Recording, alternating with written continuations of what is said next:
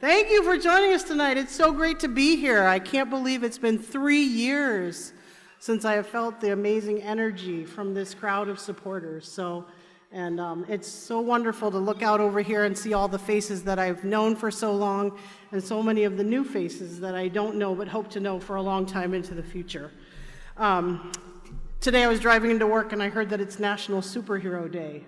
And I thought, that's right, today's the day for our event because all of you get to be superheroes today. So thank you.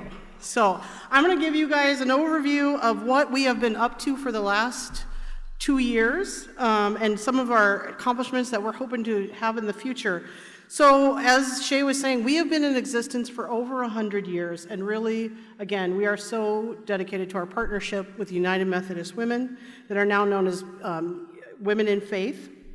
It was Emma Norton, through her vision of creating a safe place for women to access transformational education and employment in the 1900s, that has laid the foundation for the organization we are today. This timeline shows a lot of our major accomplishment over the years.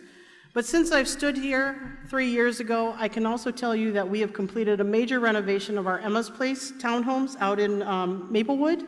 And as Shay was saying, we launched a whole new program working with Ramsey County to support people sheltering from COVID in the hotels.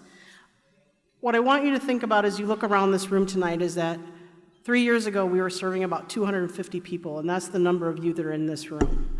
But if you take all of us now and double us, that's what we've been serving on an annual basis.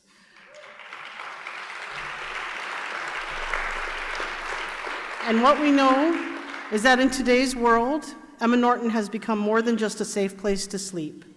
We are living into becoming a supportive sanctuary for healing and personal growth with mental health services and supports integrated throughout all our programs and activities.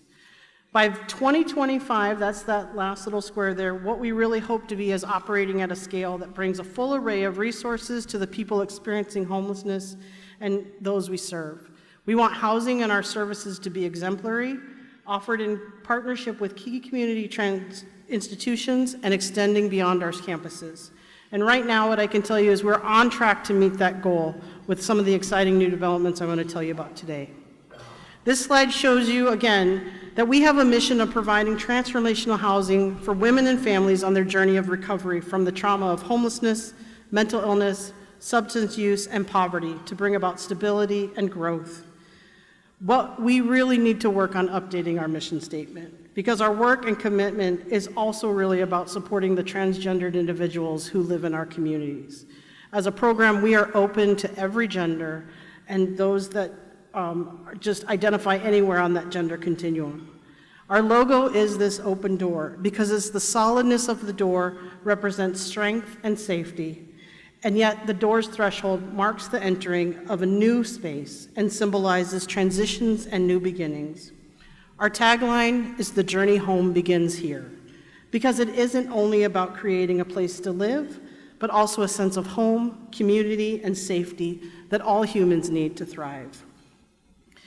We have also been working on developing our theory of change. This is a pictorial representation of what we really do. It starts on the left with the orange section, and really that represents all the housing that we offer, all the different sites and programs. And we use the words, "all are welcome here," because we have a commitment to housing first services and promoting radical acceptance to those in need of a permanent place to live. We want people to walk through our doors to start their journey with Emma Norton. The next section represents the paths that each of our program participants take to determine their success. It's really about being client-centered. We advocate for each client to achieve their unique goals. And just like humans, just like all of us in this room, some days are good, some are bad, you have setbacks in life, you have advances. But we know those little circles on the continuum are people of being able to achieve their goals and moving forward. The next three symbols are really about our outcomes. What we want every person to achieve is stability, self-acceptance, and empowerment. We know a supported journey results in a stronger self because our final goal is really about creating wholeness and healness in the world. When you give people dignity, that's what we know creates transformation. And our goal is to create those environments and services that support that health and recovery in the world. Why we say our housing is transformational is because no matter where you call home, we know it's combined with professional supports to address any barriers that clients might be challenged with. For those that don't know, we have two main sites, Emma Norton Residence, that houses 50 single adults in dormitory-style accommodation, providing 3 meals a day and is staffed 24 hours, 7 days a week in the year. Our Emma's Place is for our family, mainly our family site. So we have 13 families, and again, that's where we talked about we serve 60 to 75 children at any one time. Each family has their own townhome. We have now, with the renovation, we have a community building dedicated for programming, ample grounds with a basketball court, playground, and many benches and tables to just help support people in those community gatherings.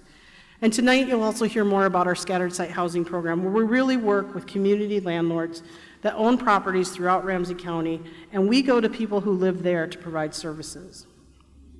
But I'm really excited to tell you tonight is about our newest development. So we've been working with Project for Pride in Living.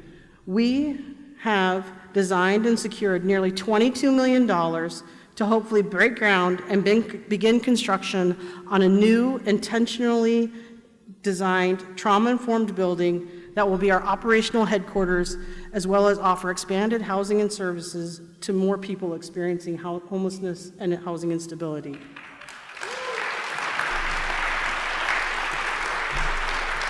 I really want to thank our partners in this, Urban Works Architecture and Ryan and Companies, because they have done an incredible amount of work and support and dedication to this project as we have been working steadily to start to get it into the ground. We will remain Emma Norton Services and a mission of the United Methodist Women, but the building name is Restoring Waters. This name was selected through a process involving our staff, our residents, our board, and we love the name because we know it invokes that healing power of water, both physically and spiritually. When we talk about advances in neuroscience, that's what we talk about with trauma-informed care design. But really we understand that the way our brains work now helps us think about the spaces that we are in and what can actually counter-affect the impacts of trauma. I'm sure you all resonate with the understanding that when you walk into home, you have a different feeling. When you walk into a beautiful space like this beautiful hotel, it feels different because that's our brain processing information. So Restoring Waters is designed to promote people's sense of safety, empowerment, collaboration, peer communication or connections, trust, and cultural well-being. Those are all elements of trauma-informed care. As you can see from these images, the spaces really incorporate elements of nature, creates an open and lighter feeling, and people will have so much more choices than where they have now about where they spend their time. They will have their own apartment units as well as dedicated programming spaces. We'll have separated office space from the residential side, which really helps people create that sense of home. And all of this is going to be in that new St. Paul neighborhood, Highland Bridge, an area that's going to be filled with shops, services, parks, community amenities, and great transportation. So we're so excited because this means we're going to be able to expand from 50 at our current Emma Norton residence to 60. We'll have 60 full apartments. The people living there will also have small families, as well as people living there. If they do reunite with children, they can continue to have their children living there, which means we got to do a lot of planning around those programming spaces and know that kids will be supported. We are going to really focus on health needs and have a dedicated clinic. We'll have volunteer spaces where people can come in and help us teach art classes and gardening and cooking classes and anything else that volunteers want to come to do. And then we're also going to have some new mental health services that are really trauma-informed care that help divert people out of crowded emergency rooms and into peer-supported atmospheres where they can really talk one-on-one about what they need. But a lot of, these projects require a lot of funding. As I said, we've raised $22 million with our government funders to really support the building. But as the capital campaign that we'll be doing is really because we want to add that quality of life that we want all of the tenants and staff to have. It's going to be our job to fully furnish those office spaces, programming areas, bringing art into the building, and making sure every person moving in moves into a fully furnished, stocked apartment with everything they need to start calling it home.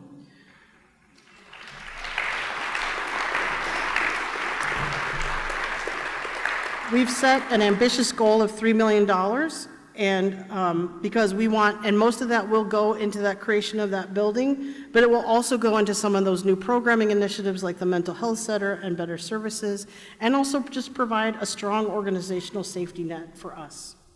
To date, I'm happy to report we've raised over $1 million. Most of this has been from, we actually did sell the Robert Street building, and there were proceeds from that sale that we were able to collect. We are so grateful for our major donors and long-term foundation relationships that have continued to support our efforts. We are working with a committee within our United Methodist partners who are also set a campaign goal of raising $500,000, and currently we have $100,000 of that secured from the generosity of Hamlin Church. But for me, really tonight, what is this about? It's more than about buildings. It's really about the people that are in our programs. And for me, this quote is from Christine, who has been part of our gala before. I think she really articulates the mission and the work that we do, and it's so much deeper than just giving someone a place to live. It's really about how we restore a person's value and dignity to take their place in this world as an equal contributing member of society. Christine says, "It's very difficult when you have led one type of life to move to how am I going to lead a different life with different types of people? Are they going to accept me? Will I be able to survive? What is it like life going to look like?" And I want to thank Emma Norton for this amazing opportunity.